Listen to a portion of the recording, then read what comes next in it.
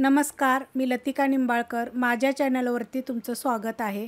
आज मी तुम्हाला अख्ख्या मसूरची झणझणीत आमटी बनवून दाखवणार आहे. त्यासाठी बघा, हा अख्खा मसूर मी अर्धा तास जरा भिजत घातला होता आणि काही गरम पाण्यात वगैरे घातला नव्हता, साध्याच पाण्यामध्ये भिजत घातला होता. आता ह्याला 2 ते 3 पाण्यानं स्वच्छ धुवून घेऊया. स्वच्छ धुवून घेतलेत बघा आणि टोपामध्ये ठेवलेले आहेत. आता मी कुकरला मीडियम गॅसवर 3 शिट्ट्या करून घेणार आहे. मसूर बघा शिजवून घेतलेला आहे कुकरमध्ये.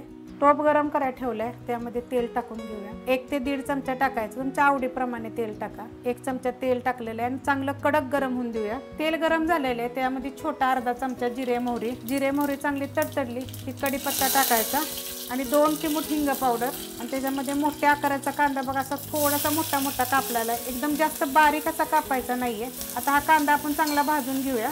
कांदा बघा असा भाजलेला आहे, त्यामध्ये थोडीशी एकदम हळद, ही घरची हळद आहे बघा, कलर लगे एकदम छान असा येतो. आणि त्याच्यामध्ये ही लसूण, आलं आणि सुक्कं खोबरं हे मी कुटून घेतलेलं आहे. आता हे मिनिटभर आपण परतून घेऊया. परतून घेतलेलं आहे बघा, असा कलर आहे तर परतून घ्यायचा. आता ह्याच्यामध्ये एक मोठ्या आकाराचा टमाटा बघा बारीक कापलेला आहे. आता हे पण आपण मिनिटभर परतून घेऊया. मिनिटभर परतले, त्याच्यामध्ये 1 चमचा धने जिरे पावडर आणि आपला कोल्हापुरी मसाला बघा 2 चमचे टाकायचे. हा कोल्हापुरी जर मसाला तुम्ही जर केला असेल ना तर गरम मसाला पावडर टाकायची बघा, गरजच नाही. 1 नंबर झालेला आहे. आता परतून घेऊया. हे परतून घेतलंय बघा मसाला टाकल्यावर. आता ह्याच्यामध्ये हे मसूर टाकून घेऊया आणि ह्या मसाल्यामध्ये 1 मिनिटभर असं परतून घ्यायचं.